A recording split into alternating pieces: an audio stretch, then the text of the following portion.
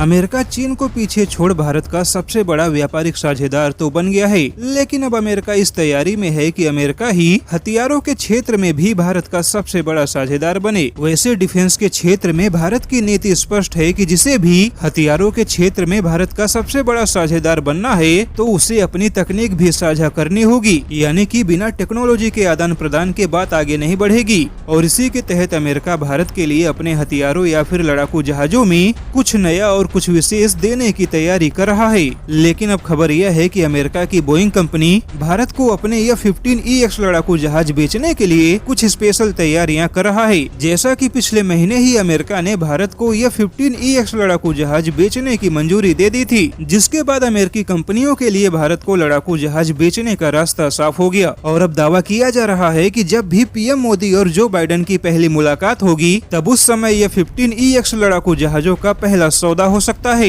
हालांकि Boeing company ने F-15EX का नाम बदल के F-15 ईगल 2 रखा है और इसी नए नाम से भारत को लड़ाकू जहाज बेचे जाएंगे। लेकिन अब अमेरिका भारत को लड़ाकू जहाज बेचने से पहले F-15 ईगल 2 में हाइपरसोनिक मिसाइलों को भी लगाने की योजना बना रहा है, यानी कि इस बात की पूरी संभावना है कि भारत को जो अमेरिकी लड़ाकू जहाज मिलेगा उस लड़ाकू जहाजों से हाइपरसोनिक मिसाइलों को भी लॉन्च किया जा सकता है। हालांकि इससे पहले अमेरिका ने F-21 लड़ाकू जहाजों को भी लेजर तकनीक से लैस करने की बातें कही थी, यानी कि अगर भारत सिंगल इंजन वाला F-21 लड़ाकू जहाज लेने का फैसला करेगा तो भारत को लेजर टेक्नोलॉजी से लैस F-21 दिया जाएगा। लेकिन भारत F-15 ईगल 2 का सौदा करता है तो भारत को इस लड़ाकू जहाजों में हाइपरसोनिक मिसाइलों को दागने की क्षमता मिलेगी। वैसे जब तक अमेरिकी लड़ाकू जहाज भारत का हिस्सा बनेंगे तब तक भारत के पास अपना खुद का हाइपरसोनिक मिसाइल भी होगा। तो ऐसे में जमीन से हाइपरसोनिक मिसाइलों को लॉन्च करने की क्षमता भारत पहले ही हासिल कर चुका है,